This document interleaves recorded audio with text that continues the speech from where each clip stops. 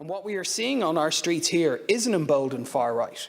Is organisations driven by racism and hate who are much more open and are much more open in their activities and in the language they use. We have seen assaulting of left-wing activists on the streets. We have seen calls for lynching of government ministers based on who they are. We've seen calls for deportation and protests arguing for deportation of Irish people who don't fit narrowly, often racially motivated definitions of what it is to be Irish. We've seen arson attacks against TDs who have stood up for people in direct provision.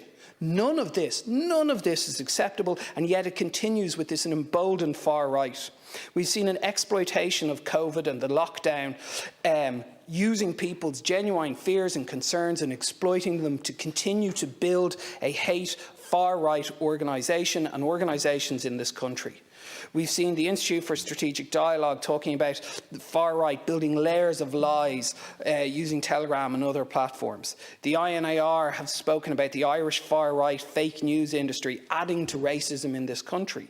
So we need to pass these bits of legislation. We need to opt into this so that we can work together to push back against the growing and more aggressive and more organised far-right hate organisations in this country that are actively on the streets and actively pushing their aggressive, racist, violent agenda.